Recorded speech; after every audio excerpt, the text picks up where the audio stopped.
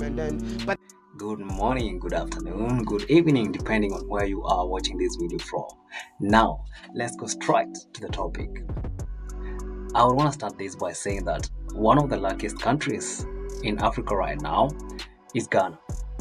You guys, you're very, very lucky, courtesy of having Wode Maya as your countryman. See, I was watching an interview he did from at Star. It's actually here on YouTube. You can go and check it out. And I love the way he was answering. Actually, I did not know that Wode Maya was one of the organizers of the iShow Speed Tour in Ghana. That is information I've realized and known after watching that interview he did. But that's not that important. So let's dive into one of the things that I need us to think about. So one of the questions Wode Maya was asked is whether iShow Speed really put Africa on the map. And of course, and I would say obviously yes, he actually did put Africa on the map. And this is the reason. For the longest time, and I've always said it here, and even yesterday I said it here, Africa and the African story has been told from another person's perspective. And thanks to social media, because it gave us a chance to tell our story as it's supposed to be. And courtesy of the social media, thanks to Wode Maya, because I consider him as the father of African travel here in Africa. You see, initially, Africans used to travel a lot. You'll be so surprised that there are Africans who've traveled all the countries in the world. They've been here into Africa. They have toured every single country here in Africa. But you see, at that time, they were doing it for their own pleasure. In their mind, they did not have Africa. They did not carry Africa as a burden. But now, when this young man came, Wode Maya, he took on to himself that he's going to carry Africa on his back. And carrying Africa on his back is not just to create content, but it's not actually selling a narrative, but it is to give the side of the story that has never been told. Think about it this way. Initially, when people thought about Africa, if you travel outside Kenya, outside Africa, Ghana, Ethiopia, Kenya, Tanzania, Uganda, Rwanda, Burundi, Lesotho, all of South Africa, Morocco, Libya, all those countries. If you travel outside Africa and you ask a person what do they know about Africa, they will tell you that Africa has no water, has no good sanitation. Africa is full of poor people, hunger, no rain, no shelter, people kill each other, safety issues, and all that. But the reason as to why I prefer and I love the way Wode Maya shines on African content is because anytime he's given an opportunity, he promotes a future. He promotes a future. He looks at Africa as a child that's developing. And he takes advantage of every single milestone that Africa has taken. You see, I did not know that he was behind iShow Speed's tour preparation. And this is the most amazing thing about it. And even when he was behind the preparations of iShow Speed visit in Ghana, Wode Maya did not want to take that moment and shine with him, because I expected and I actually thought that I will see iShow Speed hanging out with Wode Maya. And yes, it did happen. The only thing is, Wode Maya took a back seat. He did not want to shine because he understood iShow Speed had come to visit Ghana, to see Ghana, but yet to interact with the locals. And I will also say that's very smart for iShow Speed, because you see, the moment you come and interact with the locals, most of these celebrities are not the ones who watch iShow Speed's content. iShow Speed's content is mostly watched by the commoners. You and I, we are the people who watch iShow Speed's content. So when he comes down, he preferred to interact with the commoners, with the locals. And that reminds me of a time, what's the name of this musician? Chris Brown. Was it last year? There's a time Chris Brown was in South Africa, either last year or last year about one. And he had a sold out. The ticket was sold out. I don't know in an hour, I don't know in 30 minutes.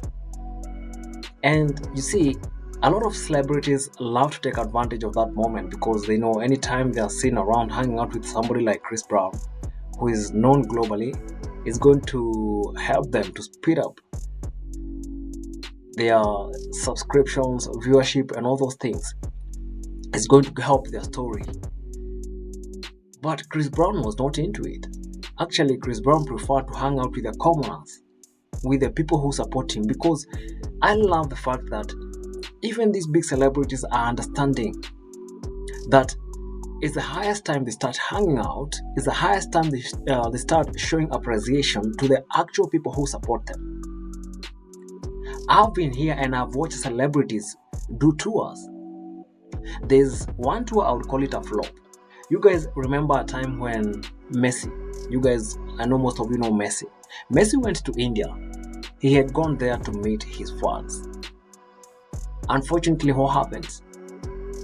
Instead of meeting the fans, and they were actually there in the field waiting for him, politicians, people belonging to the A-list of that country, they were surrounding Messi to a point where even the fans would not see him, because you see, somebody like Messi is coming with like 15 security guys. So when security guys are standing in front of him, beside him, and behind him, nobody can see him. And that becomes a flop. And even the tour itself, instead of portraying India as a very nice country, it showed a side of India that people would not have wanted to say. So here we have our guy, Wode Maya. Wode Maya, in all his intelligence, he takes a back seat and allows the people to have fun. I would not have known, because I did not watch the whole I Show Speed tour in Ghana. I watched probably like for an hour and then I was out, because I only watch the parts that I feel are entertaining me. I'm not this kind of gullible followers and people who watch content because I'm supporting you. You also have to, you as an entertainer, you also have to take your time and ensure that whatever content you're giving me, it's also entertaining me and it's also giving me value. So I may not have noted those small chances where Wode Maya would have been featured, but he was in there. He actually took time and just went and sat in his car. But he was very much organized in preparing this tour. Now compare Wode Maya to Ayamaro, because right now as we are speaking, Ayamaro would not be struggling like he's struggling to build the stables for his horses. Those are projects that would have maybe been sponsored by several companies in his absence, and it would have been very, very possible.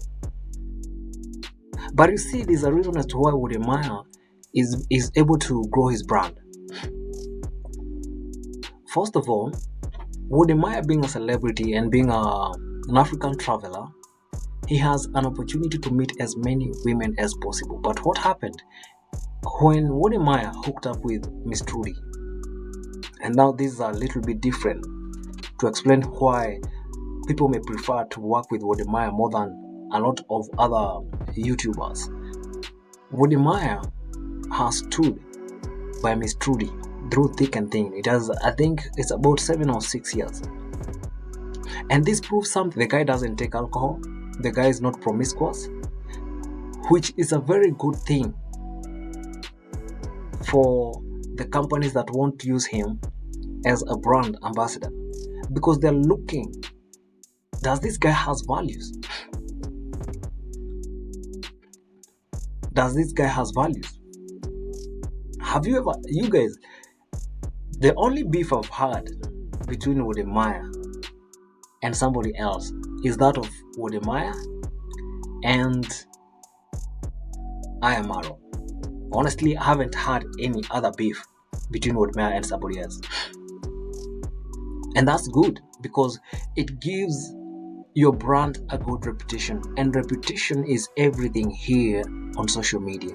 Once you have a good reputation, and then he has a very huge following, a good reputation and a good following means brands are going to come after you day after day after day, because they know any word that Wode Maya speaks reaches to a very huge following, reaches to a very huge audience.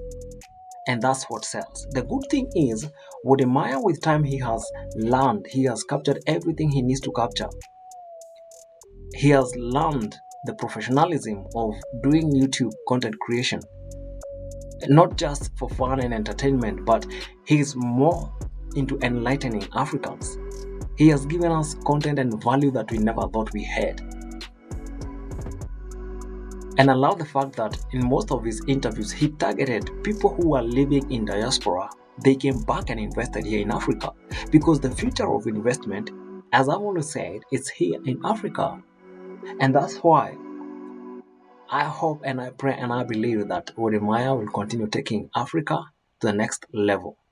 Let him continue enlightening us. Let him continue motivating other content creators who are coming up, who are already there, to continue doing content and showing the good side of Africa, the polished side of Africa. We know we have our other side. We know that. We know we have the other side that struggles. We know. We see it every day. But that's not the only thing we see. There's also the good that comes with our African content. Other than that, guys, today's on 30th January 2026.